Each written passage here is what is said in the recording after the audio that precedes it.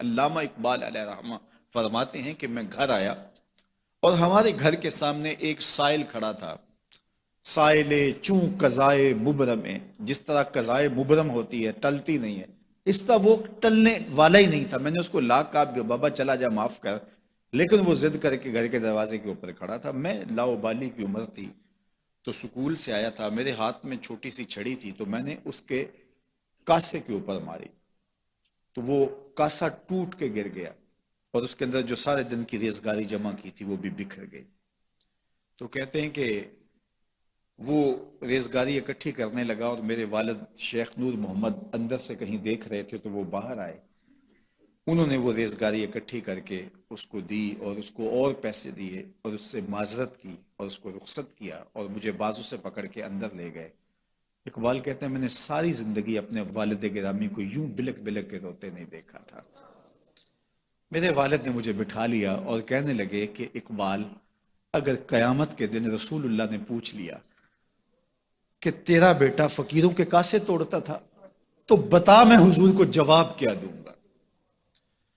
تو کہتے ہیں کہ بس وہی لمحہ میری تربیت کا تھا. بلکہ اقبال پھر ساری زندگی کہا کرتے تھے نام تو از پدر آموختم، حضور آپ کا نام، آپ کی محبت میں نے اپنے باپ سے سیکھی. یعنی حضور کا سامنا کیسے کروں گا؟ اور پھر یہ اقبال کے کلام میں آخر تک یہ چیز آتی ہے کہ کیسے حضور کا سامنا ہوگا. تو غنی از ہر دو عالم من فقیر، روز محشر عذرہائے من پذیر، گر تو بھی بینی حسابم ناگزیر، از نگاہ مصطفیٰ پنہا بغیر. اقبال بھی پھر آخر میں دعا کرتے ہوئے اللہ کی بارگاہ میں عرض گزار ہوتا ہے، مالک تو غنی ہے، میں تیرا فقیر بندہ ہوں، تو مجھے یوں ہی معاف کر دے، میرا حساب نہ لینا. لیکن اگر میرا حساب لینا بڑا ضروری بھی ہوا تو یہ مہربانی کرنا حضور کے سامنے نہ لینا، میں حضور کو کیا منہ دکھاؤں گا. تو یہ فکر ملی کہاں سے؟ یہ باپ کی تربیت سے ملی، یہ ماں کی آغوش سے ملی. تو یہ ماں باپ کی ذمہ داری ہے کہ بیٹا جب کسی کا دل توڑے، جب کسی سے زیادتی کرے تو باپ وہیں اس کا راستہ روکے. اور ایک فقیر کا لاؤبالی پن کے اندر کاسا توڑ دیا اور باپ نے پھر ایسی تربیت کی کہ اقبال ساری زندگی لوگوں کے دل جوڑتا رہا، ساری زندگی بتاتا رہا کہ انسان کی اصل صورت کیا ہوتی ہے. دل نہیں شاعر کا ہے کیفیتوں کی رستخیز، کیا بتاؤں کہ درون سینہ کیا رکھتا ہوں میں، در غم دیگر بسوزو دیگر آرا ہم بسوز، گفت مت روشن حدیث گر توانی دار ہوش، کہہ گئے ہیں شاعری جزویست از پیغمبری، ہاں سنا دے پڑھ کے ان کو پیغام سروش. وہ کہتا ہے دوسروں کے غم میں جلنا اور پھر اس غم کو جہان میں پھیلا دینا، اسی کا نام شاعری ہے. پھر اقبال نے وقتی شاعری کی، شاعر تو اور بھی ہیں، لیکن اقبال کہتا ہے شاعری از مصنوی مقصود نیست، بت فروشی بت گری مقصود نیست، کشتائے انداز ملا جامیم، نظم و نثر او علاج خامیم.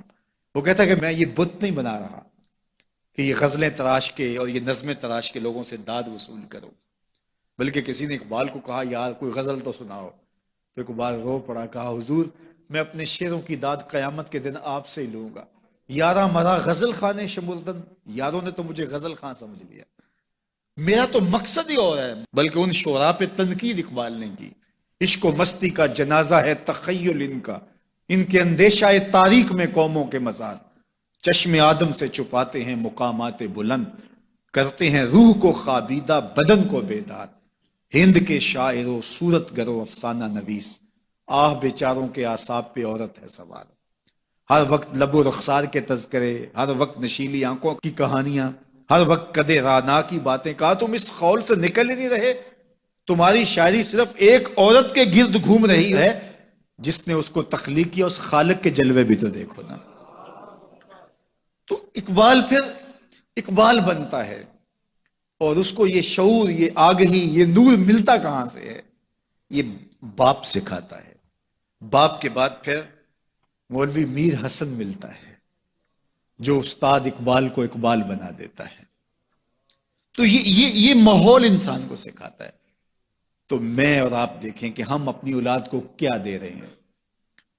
تو کبھی بھی اپنی اولاد کو اس کی اجازت نہ دیں کہ وہ کسی کمزور پر ظلم کرے. جب کمزور پر آپ کی اولاد ظلم کرتی ہے، زیادتی کرتی ہے، تو پھر وہ بڑی ہو کر کے ظالم بنے گی.